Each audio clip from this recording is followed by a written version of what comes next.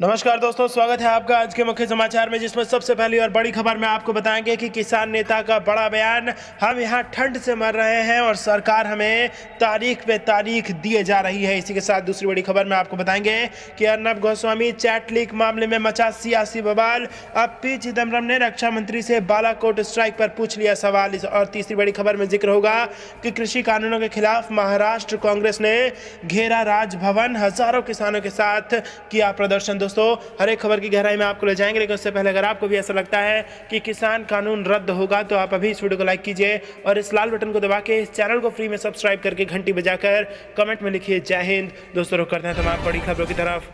किसान नेता बोले, हम यहाँ ठंड से मर रहे और सरकार हमें दे रही तारीख पे तारीख। जी हाँ दोस्तों, कृषि कानूनों के खिलाफ दिल्ली से लगने वाली विभिन्न राज्यों की सीमाओं पर किसानों का आंदोलन जारी है। सरकार के साथ उनकी कई दौर की वार्ता भी हो चुकी है, लेकिन सभी बेनतीजा रही है। एक तरफ किसान संगठन के नेता तीनों कानूनों को रद्द करने की अपनी मांग पर अड़े हुए हैं, वहीं सरकार ने भी अपनी मंशा साफ कर दी है। आंदोलन कर रहे किसानों को बढ़ती ठंड की वजह से काफी परेशानियों का सामना करना पड़ रहा है। अखिल भारतीय किसान सभा के महासचिव हन्नान मुल्लाह ने कहा, लगभग 2 महीनों से हम ठंड के मौसम में परेशान हो रहे हैं। सरकार हमें तारीख पे तारीख दे रही है, इस मामले को टालने की कोशिश कर रही है ताकि हम थक जाएं और जगह छोड़ दें। यह उनकी साजिश है। नए कृषि कानूनों को लेकर किसान संगठनों और केंद्र सरकार के बीच शुक्रवार को दिल्ली के विज्ञान भवन में हुई 9वें दौर की वार्ता भी एक बार फिर बेनतीजा रही। इस समस्या का समाधान तलाशने के लिए 19 जनवरी को 10वें दौर की बैठक होगी। बैठक के दौरान किसान नेता इन तीनों कानूनों को रद्द करने और एमएसपी पर कानून बनाने की मांग को लेकर टस से मस नहीं हुए। नए कृषि कानूनों के खिलाफ में दिल्ली की सीमाओं पर 51वें दिन भी किसानों का प्रदर्शन जारी है। सुप्रीम कोर्ट की ओर से समिति गठित करने के बाद भी किसान अपनी मांगों पर अड़े हुए हैं। हालांकि किसानों और सरकार के बीच आज हुई 9वें दौर की वार्ता से पहले ही किसान नेताओं का कहना था कि उम्मीद नहीं है कि इस बातचीत से कोई समाधान निकलेगा। रुख करते हैं अगली खबर की तरफ। अर्नब चैट लीक मामले में से मचा सियासी बवाल। अब पी चिदम्बरम ने रक्षा मंत्री से बालाकोट स्ट्राइक पर पूछा सवाल। जी हां दोस्तों, अर्नब चैट लीक मामले से मचा सियासी बवाल। इन दिनों सोशल मीडिया पर एक चैट खूब वायरल हो रहा है और दावा किया जा रहा है कि यह चैट रिपब्लिक टीवी के editor in chief Arnab Goswami का है। सोशल मीडिया पर वायरल हो रहे इस व्हाट्सएप चैट में यह भी कहा जा रहा है कि अर्नब गोस्वामी बालाकोट स्ट्राइक की जानकारी पहले मिल गई थी। इस मामले पर विपक्ष सरकार को घेर रहा है। कांग्रेस नेता पी चिदम्बरम और मनीष तिवारी ने सरकार पर हमला बोला है। कांग्रेस नेता पी चिदम्बरम ने रविवार को रक्षा मंत्री राजनाथ सिंह को टैग करते हुए ट्वीट किया कि क्या असल स्ट्राइक से 3 दिन पहले एक पत्रकार और उनके दोस्त को बालाकोट शिविर में जवाबी हमले के बारे में पता था। उन्होंने कहा कि यदि हाँ, तो इस बात की क्या गारंटी है कि उनके स्रोतों ने पाकिस्तान के साथ काम करने वाले जासूसों या मुखबिरों सहित अन्य लोगों के साथ भी जानकारी साझा नहीं की होगी। कांग्रेस नेता ने आगे रक्षा मंत्री से सवाल करते हुए कहा कि राष्ट्रीय सुरक्षा से जुड़ी गोपनीय निर्णय की जानकारी सरकार समर्थक पत्रकार को कैसे मिली। मालूम हो कि सोशल मीडिया पोस्ट में यह भी दावा किया जा रहा है कि यह चैट अर्नब और बार्क के पूर्व मुख्य कार्यकारी अधिकारी पार्थो दासगुप्ता के बीच का है। बता दें कि सोशल मीडिया पर जो व्हाट्सएप चैट वायरल हो रहा है उससे यह दावा किया जा रहा है कि अर्नब को बालाकोट स्ट्राइक की जानकारी पहले ही मिल गई थी। दासगुप्ता के साथ गोस्वामी की कथित व्हाट्सएप चैट उसी दिन सोशल मीडिया पर लीक हो गई थी जब बॉम्बे हाईकोर्ट ने टीआरपी घोटाला मामले में सुनवाई 29 जनवरी तक के लिए स्थगित कर दी थी। रुख करते हैं अगली खबर की तरफ। कृषि कानूनों के खिलाफ महाराष्ट्र कांग्रेस ने घेरा राजभवन, हजारों किसानों के साथ किया प्रदर्शन। जी हां दोस्तों, मोदी सरकार के विवादित तीनों कृषि कानूनों के खिलाफ देशव्यापी आंदोलन के तहत शनिवार को महाराष्ट्र कांग्रेस ने नागपुर में सैकड़ों ट्रैक्टरों के साथ हजारों किसानों के प्रदर्शन का नेतृत्व किया और राजभवन की घेराबंदी की। इस दौरान बड़ी संख्या में मौजूद महिला कार्यकर्ताओं ने ईंधन की बढ़ती कीमतों के विरोध में सड़कों पर स्टोव जलाया और भोजन पकाकर विरोध जताया। मुंबई में पेट्रोल की कीमतें 91 रुपए प्रति लीटर तक पहुंच गई है, जिसका कांग्रेसी कार्यकर्ताओं ने विरोध जताया। इस दौरान एक सभा को संबोधित करते हुए महाराष्ट्र कांग्रेस अध्यक्ष और राज्य के राजस्व मंत्री बाला साहेब थोराट ने बीजेपी और प्रधानमंत्री नरेंद्र मोदी पर आम जनता और देश के किसानों के प्रति घोर असंवेदनशीलता दिखाने का आरोप लगाया। उन्होंने आक्रामक अंदाज में कहा, केवल बड़े कॉरपोरेट घरानों के हितों में काम करने वाले पीएम मोदी अब किसानों को भी गुलाम बनाने की कोशिश कर रहे हैं, लेकिन हम इसकी अनुमति नहीं देंगे और तीनों काले कृषि कानून महाराष्ट्र में लागू नहीं किए जाएंगे। हम इन कानूनों को निरस्त करने की मांग करते हैं।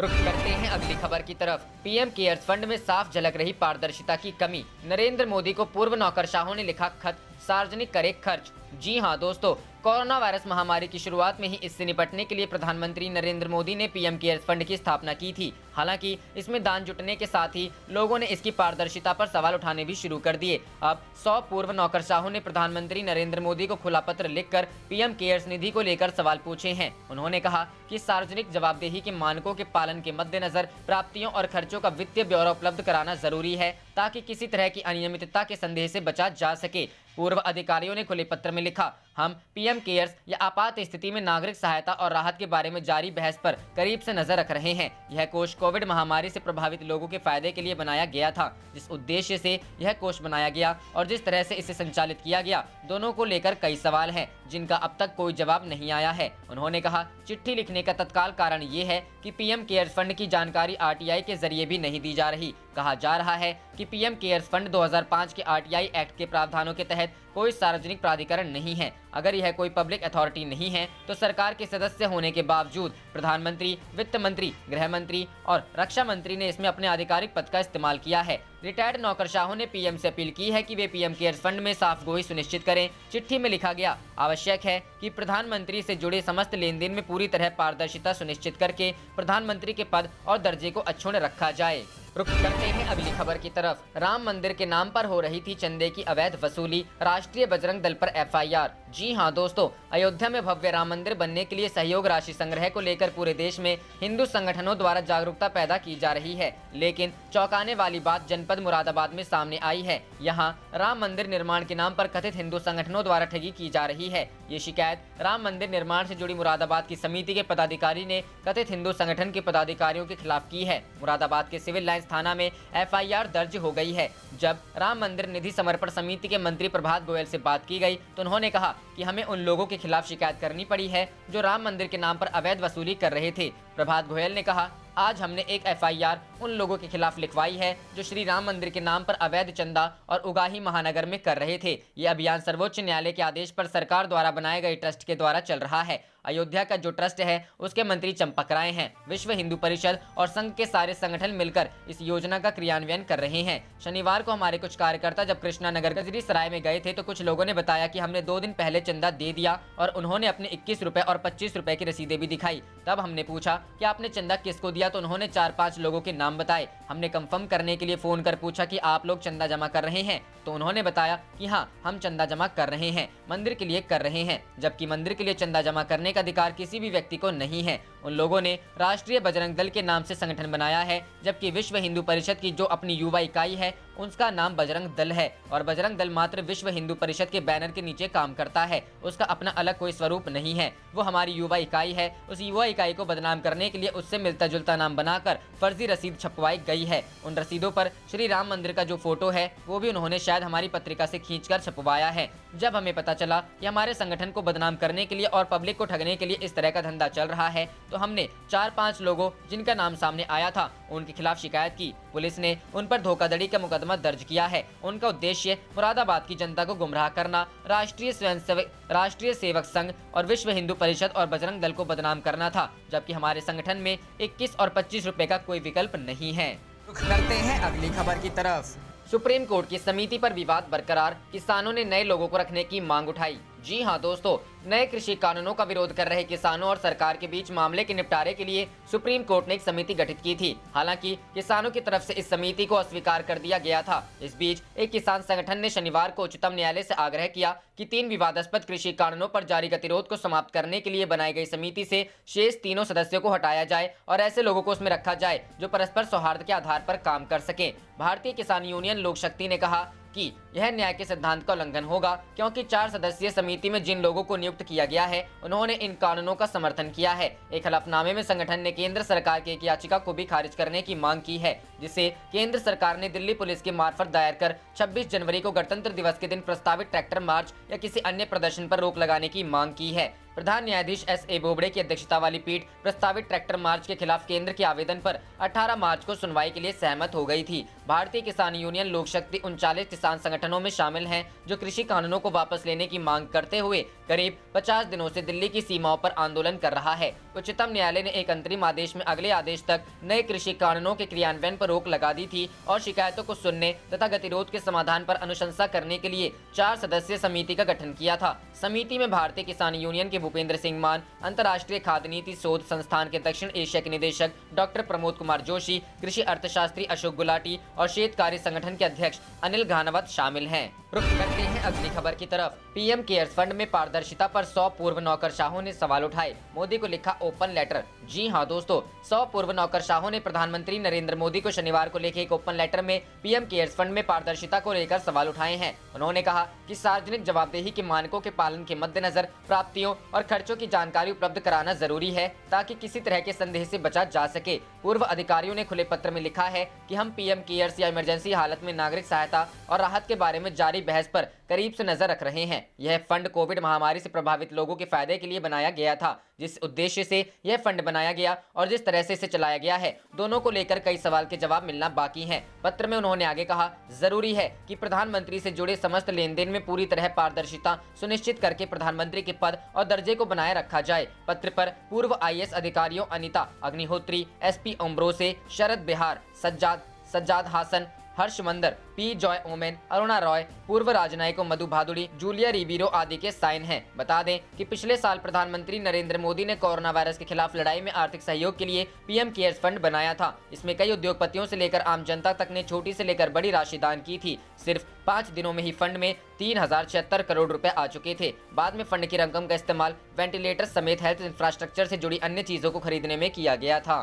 रुख करते हैं अगली खबर की तरफ। टीकाकरण को बना दिया इवेंट, बीजेपी के लोगों को लाइन में लगकर वैक्सीन लगवानी चाहिए, अखिलेश। जी हां दोस्तों, समाजवादी पार्टी के राष्ट्रीय अध्यक्ष अखिलेश यादव ने भाजपा पर निशाना साधा और कहा कि भाजपा के लोग हर घटना को इवेंट बना देते हैं। सबसे पहले भाजपा के लोगों को लाइन में लगकर वैक्सीन लगवानी चाहिए। अखिलेश यादव समाजवादी पार्टी के ऑफिस में बसपा तथा भाजपा से आए नेताओं को पार्टी की सदस्यता दिलाने के बाद पत्रकारों को संबोधित कर रहे थे। उन्होंने कहा कि 1 साल बाद समाजवादी सरकार आएगी तो सबको मुफ्त वैक्सीन दी जाएगी। अभी भाजपा के लोगों को लाइन में लगकर वैक्सीन लगवानी चाहिए। उन्होंने कहा कि कोरोना की वैक्सीन आ गई, यह तो अच्छी बात है, लेकिन सिर्फ डॉक्टर्स की बात पर भरोसा करें। उत्तर प्रदेश के पूर्व मुख्यमंत्री अखिलेश यादव ने कोरोना वैक्सीनेशन को लेकर सरकार पर हमला बोला है। उन्होंने कहा कि मुझे खुशी है कि सरकार ने वैक्सीन लगाने का काम शुरू कर दिया है। इसकी खोज करने वाले वैज्ञानिकों से हमें कोई शिकायत नहीं है। सवाल ये है कि गरीबों तक वैक्सीन कब तक पहुंचेगी, उन्हें फ्री वैक्सीन मिलेगी या नहीं, यह सरकार को बताना चाहिए। अखिलेश यादव ने आगे कहा कि खबर है कि एक बड़े देश में वैक्सीन लगने के बाद 23 बुजुर्ग लोगों की जान चली गई, कई लोग बीमार हो गए। मैं तो सरकार से यह जानना चाहता हूं कि क्या मेडिकल स्टाफ को वैक्सीनेशन के लिए पर्याप्त ट्रेनिंग दी गई है, इसको लेकर क्या देश या प्रदेश में पर्याप्त तैयारी है। उन्होंने कहा कि मुझे पता चला है कि कई वैक्सीन सेंटर्स पर पर्याप्त फंड भी नहीं पहुंचा है। वैक्सीनेशन को लेकर हमें डॉक्टर और एक्सपर्ट पर भरोसा करना चाहिए, न कि योगी आदित्यनाथ पर। सपा अध्यक्ष ने नरेंद्र मोदी सरकार पर निशाना साधते हुए कहा कि वैक्सीनेशन के कार्यक्रम में सबसे पहले भाजपा के लोगों को आगे आना चाहिए था। अखिलेश ने कहा कि हर धर्म में चढ़ावे की अलग अलग परंपरा है। हमारे यहाँ वैदिक परंपरा में चंदा की बजाय दक्षिणा देने की प्रथा है। भारतीय जनता पार्टी राजनीतिक प्रोग्राम करना बंद करे, भारत का झंडा बदलने की साजिश हो रही है। हिंदू परंपरा में चंदा देने का कोई रिवाज नहीं है। रुख करते हैं अगली खबर की तरफ। किसान आंदोलन, राकेश टिकैत ने सरकार पर कसा तंज, कहा मुकदमे की तरह तारीखें मिल रही हैं, पेशी की तरह जाते रहेंगे किसान। जी हां दोस्तों, दिल्ली के सभी बॉर्डर पर किसानों का आंदोलन लगातार जारी है। किसान आंदोलन का आज 52वां दिन है। किसानों के इस शांत आंदोलन की ताकत भी लगातार बढ़ती जा रही है। ठंड की परवाह किए बिना हरियाणा, पंजाब, यूपी, राजस्थान समेत अन्य राज्यों से किसानों के जत्थे रसद के साथ लगातार धरना स्थल पर पहुंच रहे हैं। इस बीच किसानों की सरकार के साथ 9वें दौर की बैठक बेनतीजा रहने के बाद भाकियू के राष्ट्रीय प्रवक्ता राकेश टिकैत ने सरकार पर तंज कसते हुए कहा कि सरकार किसानों को किसी मुकदमे की तरह तारीख दे रही है। टिकैत ने कहा कि मुकदमे की तरह तारीखें मिल रही हैं, किसान पेशी की तरह जाते रहेंगे। साथ ही उन्होंने कहा कि इस आंदोलन का हल बातचीत से नहीं निकलेगा, इस बात को किसान भी मानते हैं और सरकार भी। उधर वार्ता में कोई निष्कर्ष न निकलने पर यूपी गेट पर बैठे आंदोलनकारी किसानों में गुस्सा बढ़ गया है। किसानों का कहना है कि बिना कानून वापस कराए वह आंदोलन से जाने वाले नहीं हैं। वहीं किसानों ने हाईवे के साइन बोर्ड पर भी जब तक बिल वापसी नहीं तब तक घर वापसी नहीं और कॉर्पोरेट भगाओ देश बचाओ के बैनर लगा दिए हैं। गौरतलब है कि नए कृषि कानूनों के खिलाफ किसान 28 नवंबर से यूपी गेट पर डेरा डाले हुए हैं और 3 दिसंबर से NH9 के गाजियाबाद दिल्ली कैरिजवे को भी बंद कर दिया है। उधर सुप्रीम कोर्ट की कमेटी वाले फैसले पर भी किसान संगठन संतुष्ट नजर नहीं आ रहे हैं। आंदोलनरत किसानों की मांग तीनों कृषि कानूनों को रद्द करने और एमएसपी पर कानून बनाए जाने की है। इसके मद्देनजर दिल्ली की सीमाओं पर सुरक्षा बढ़ा दी गई है। सिंघू बॉर्डर पर भारी संख्या में सुरक्षा बलों को तैनात किया गया। हालांकि इन सब के बीच 19 जनवरी को सरकार के साथ बातचीत में कोई समाधान निकल सकेगा या नहीं, ये अभी भी एक बड़ा सवाल बना हुआ है। रुख करते हैं अगली खबर की तरफ। सुप्रीम जुर्माना, अपील दायर करने में देरी पर गुजरात सरकार को 25,000 का फटका। जी हां दोस्तों, सुप्रीम कोर्ट ने अदालत का समय बर्बाद करने के लिए गुजरात सरकार पर 25,000 रुपए का जुर्माना लगाया है। न्यायालय ने अपील दायर करने में 1 वर्ष से ज्यादा का विलंब करने पर राज्य सरकार की निष्क्रियता और अक्षमता को लेकर नाराजगी जताई। न्यायमूर्ति संजय किशन कौल की अध्यक्षता वाली सुप्रीम कोर्ट की पीठ ने अपील दायर करने में ढुलमुल रवैया अपनाए जाने पर राज्य सरकार को आड़े हाथ लिया और उसकी याचिका खारिज कर दी। न्यायमूर्ति दिनेश माहेश्वरी और न्यायमूर्ति ऋषिकेश रॉय भी पीठ का हिस्सा थे। पीठ ने कहा कि इस तरह के मामलों को ठंडे बस्ते में डालने की मंशा से न्यायालय में विलंब से अपील दायर की जाती है ताकि वह खारिज हो जाए और इसी आधार पर मामले को खत्म कर दिया जाए। राज्य सरकार ने गुजरात उच्च न्यायालय द्वारा मार्च 2019 में पारित एक आदेश के खिलाफ सुप्रीम कोर्ट में अपील 427 दिनों की देरी से दायर की थी। न्यायालय ने कहा इसका उद्देश्य महज औपचारिकता पूरी करना और अपने उन अधिकारियों को बचाना है जो निर्धारित प्रक्रिया को पूरा नहीं कर सके और हो सकता है कि उन्होंने ऐसा जानबूझकर किया हो। रुख करते हैं अगली खबर की तरफ।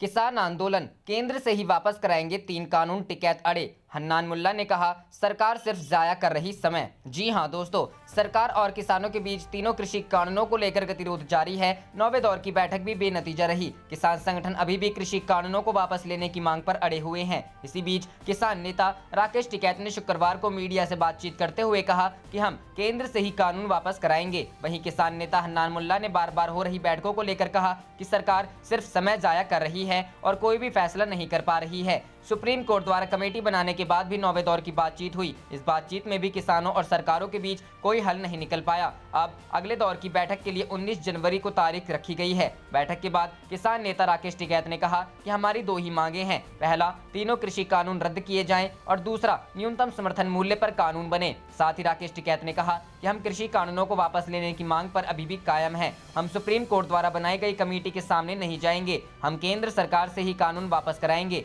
बार बार हो रही बैठकों के बावजूद कोई भी हल नहीं निकलने पर किसान नेता हन्नान मुल्ला ने कहा कि सरकार सिर्फ हमारा समय बर्बाद कर रही है। सुबह से शाम तक सरकार हमारे साथ बैठती है लेकिन कोई भी समाधान नहीं निकाल पाती है। सरकार तीनों कृषि कानूनों को वापस नहीं करना चाहती है, लेकिन हम भी पीछे हटने वाले नहीं हैं। हम इन कानूनों को वापस करवा कर ही जाएंगे। साथ ही हन्नान मुल्ला ने कहा कि अब अगले दौर की बातचीत 19 जनवरी को होनी है, लेकिन सरकार यह समझ ले कि किसान अभी भी इन कानूनों को वापस ही करने की मांग पर अड़े हैं। इसलिए हम दोबारा से अगले दौर की बैठक में शामिल होंगे। हालांकि बैठक बेनतीजा रहने के बाद कृषि मंत्री नरेंद्र सिंह तोमर ने कहा कि किसान चाहे तो अनौपचारिक समूह बना ले और कृषि कानूनों पर आपत्तियों को लेकर मसौदा दे तो सरकार खुले मन से उस पर चर्चा करने को तैयार है।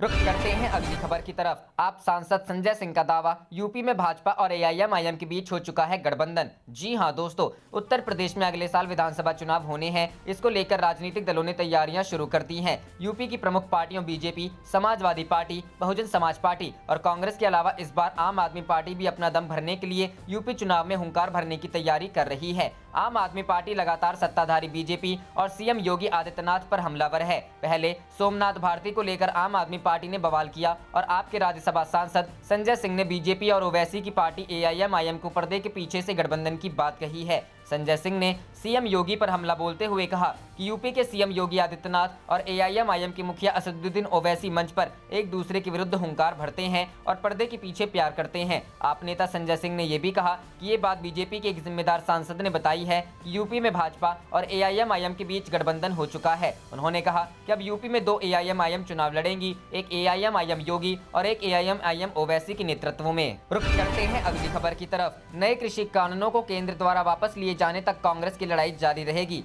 सीएम अशोक गहलोत। जी हां दोस्तों, देश में कृषि कानूनों का विरोध जारी है। दिल्ली बॉर्डर पर किसान का आंदोलन चल रहा है। इस बीच राजस्थान के मुख्यमंत्री अशोक गहलोत ने शुक्रवार को कहा कि नए कृषि कानूनों को केंद्र द्वारा वापस लिए जाने तक कांग्रेस की लड़ाई जारी रहेगी, क्योंकि पार्टी किसानों के साथ खड़ी है। सीएम गहलोत ने ट्वीट किया कि आंदोलनरत किसानों के साथ एकता से खड़ा होना है जो इन कृषि कानूनों का विरोध कर रहे हैं। कांग्रेस संघर्ष के हर कदम पर किसानों के साथ है और हम राजग सरकार द्वारा इन कानूनों को वापस लिए जाने तक यह लड़ाई जारी रखेंगे। गहलोत ने कहा कि कांग्रेस किसानों के अधिकारों के लिए लड़ रही है और आज हमें किसानों के साथ खड़े होने की जरूरत है ताकि राजग सरकार को 3 नए कृषि कानूनों को वापस लेने के लिए बाध्य किया जा सके। वहीं कृषि अधिकार दिवस के मौके पर कांग्रेस ने यहां राजभवन का सांकेतिक घेराव किया। पार्टी के कार्यकर्ताओं ने जयपुर के सिविल लाइंस फाटक पर धरना दिया। धरने में पार्टी प्रदेश अध्यक्ष गोविंद डोटासरा, पूर्व उप मुख्यमंत्री सचिन पायलट, राज्यसभा सांसद नीरज डांगी सहित राज्य सरकार के कई मंत्री व पार्टी के विधायक शामिल हुए। राजस्थान विधानसभा में पार्टी के मुख्य सचेतक महेश जोशी ने कहा कि धरने के बाद कार्यकर्ताओं ने राजभवन का घेराव करने के लिए जाने का प्रयास किया, लेकिन पुलिस ने उन्हें रोक लिया। डोटासरा ने कहा कि केंद्र में 2014 में जब राजग सरकार सत्ता में आई तो उसने कई वादे किए थे, लेकिन जमीन पर कुछ नहीं हुआ। उन्होंने कहा कि केंद्र की राजग सरकार किसानों की आय दोगुनी करने, बेरोजगारों को रोजगार देने, मुद्रास्फीति कम करने, महिला सुरक्षा जैसी अनेक बातें कर सत्ता में आई थी, लेकिन वह किसी भी वादे पर खरा नहीं उतरी। उन्होंने कहा कि लोगों ने प्रधानमंत्री नरेंद्र मोदी को उनकी मन की बात सुनने के लिए वोट नहीं दिया, बल्कि इसलिए वोट दिया कि वह किसानों, गरीबों व युवाओं की बात सुने, लेकिन केंद्र सरकार किसी की बात नहीं सुन रही। आप देख रहे थे आपका अपना चैनल जय हिंद जय भारत।